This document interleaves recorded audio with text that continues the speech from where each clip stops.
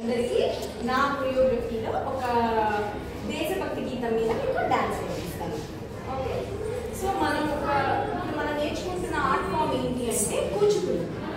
Just మనం వేసే art form నుంచి ఫ్యూ పాయింట్స్ తెలుసుకొని మనము డాన్స్ ప్రాక్టీస్ స్టార్ట్ చేద్దాం, సరేనా? సో కూచిపూడి అనేది 8 major classical dance forms of ఇండియాలో ఒకటి, ఓకేనా? అండ్ ఈ కూచిపూడి అనేది కూచిపూడి విలేజ్ నుంచి వచ్చింది, ఆరిజినేట్ అయింది.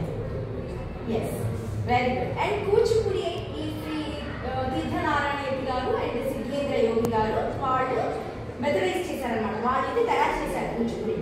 కూచిపూడి డాన్స్ ఫామ్ అనేది మనకు ఒక స్ట్రెస్ రిలీజ్ చేస్తుంది, మన బాడీ అండ్ మైండ్ని ఫిట్గా కూడా ఉంచుతుంది. ఈ కూచిపూడి నేర్చుకోవడం వల్ల ఏంటి అంటే మన ఇండియన్ కల్చర్, ఆర్ట్స్, ట్రెడిషన్స్ ఏవైతే ఉన్నాయో దాన్ని నెక్స్ట్ జనరేషన్స్కి పాస్ చేసినట్టు అవుతుంది.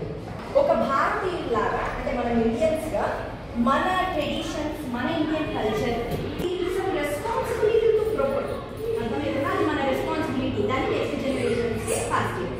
కూచిపూడిలో ఎక్కువ వైష్ణవిజమే చేస్తారనమాట.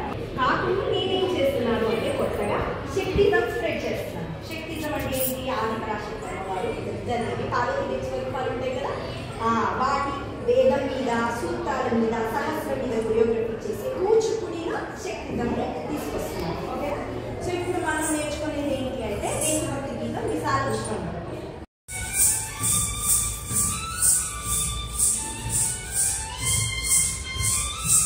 ఓకేనా?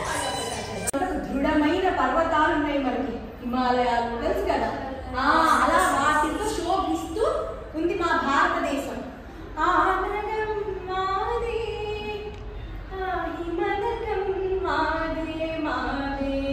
మన భారతదేశంలో ఎలా చెప్తాం? పచ్చని పొలాలు, ప్రకృతి, పర్వతాలు ఇవే కదా. సో అలాగా పెద్ద పెద్ద దృఢమైన పర్వతాలతోటి శోభిస్తూ ఉంది మా దేశం. అది మాదే, వీఆర్ ప్రౌడ్ కదా, వీఆర్ ఇండియన్స్.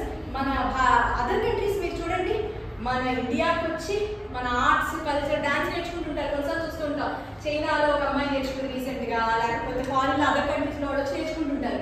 ఎందుకంటే వాళ్ళకంటే ఒక అందమైన ఆర్ట్స్, కల్చర్ మనకు ఉంది, మన భారతదేశంలో ఉంది.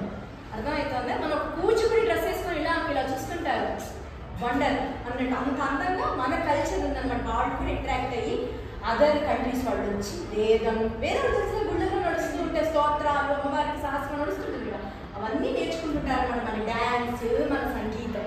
ఓకేనా?